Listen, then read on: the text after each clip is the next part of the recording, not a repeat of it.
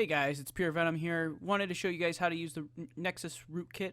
Now, one of the big things I do want to let you guys know is that I am not liable for any bricking of devices or breaking devices.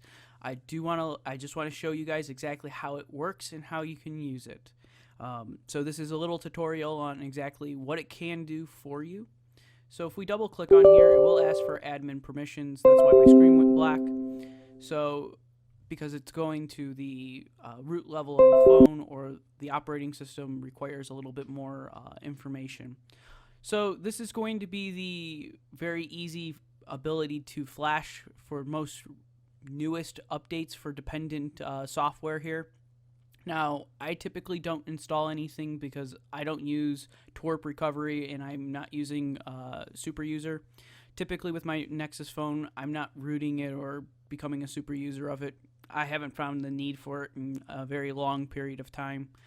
Typically, I used to do it with all my old Motorola phones because Android previously never let you do anything. Now it pretty much lets you do everything you want.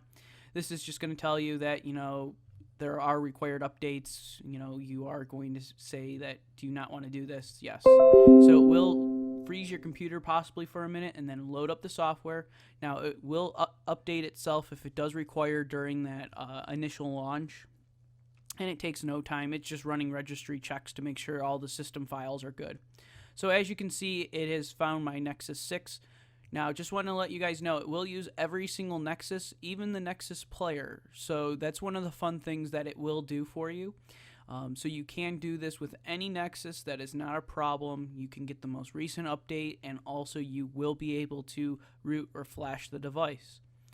Also, it will ask what build you're doing. My build has already been pre-done for me because I've already used the ToolKit already.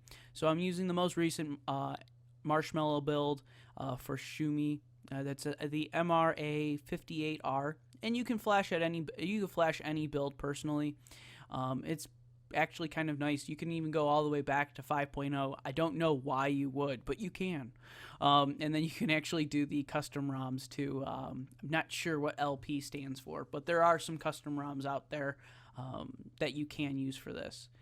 So I'm just going to close out of this. Now, pretty much on your main screen, you get your unlock your bootloader, relock your bootloader, and then also root the device. So pretty much what unlocking the bootloader allows you to do is actually lets the software flash the device to an OTA update. So Verizon, for example, doesn't push Marshmallow updates.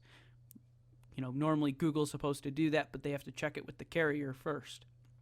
So I just overrided it, and just unlocked my bootloader and went perfectly in there to flash to the most recent build. Also have the most recent security update. Now, with the rooting process, you can put custom recovery in there if you do want, or you can just pretty much put super user in and you're done. It's up to you personally. For me, I don't really find any, abilities or any special things that you can do with them now. I know you can overclock and undervolt them, things along those lines, but that deals with a lot of things that you shouldn't be doing with a cell phone. And besides all of that, it will hinder the performance or life of the device itself if you are doing overclocking or undervolting. Now, the nice thing is that you can do a few big things that rooting will allow you to do. Putting custom ROMs on there, so CM, for example, they're very good at, they're making it very personal for you. So you can make it colors, do whatever you want. The operation of the device, do whatever you want. So you can make a very quick device, and also sometimes they're very clean builds. Other times, when you deal with non-stock ROMs or things like that, you will deal with some issues, especially depending on the carrier. So like I'm Verizon, I'm not even flashing it to any custom OS because I'm not dealing with Verizon, networks not working for me, since it is my day-to-day driver. Also, the flash stock, so this is if you ever have to bring it back or things like that. You do have the soft brick capabilities or the boot loop. So if you do need to restore the phone because of bricking of some sort, you can click the button and let the software do the rest of the work for you. Also, you do have your backup and restore. Pretty much that just makes a basic system file for you. So if you decide you want to unlock your bootloader, you can pretty much restore it back afterwards. Now, if we hit launch utilities, you do have all your fast boot options, so the kernel flashing, the bootloader, so on and so forth. This is, primarily what most people had to do in command prompt, and you had to remember every single ADB. Now, the big thing is you don't have to worry about that anymore because this gentleman here already made us the toolkit to do that. Also, you can flash from a zip if you really want to, so like all the gaps and ROMs and things like that. Sideload OTA updates.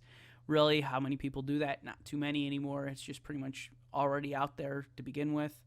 Now, APK installs, one of the big things is that you will deal with a lot of headaches with this because sometimes software isn't working properly, or you may run into the downloading of a virus and things along those lines.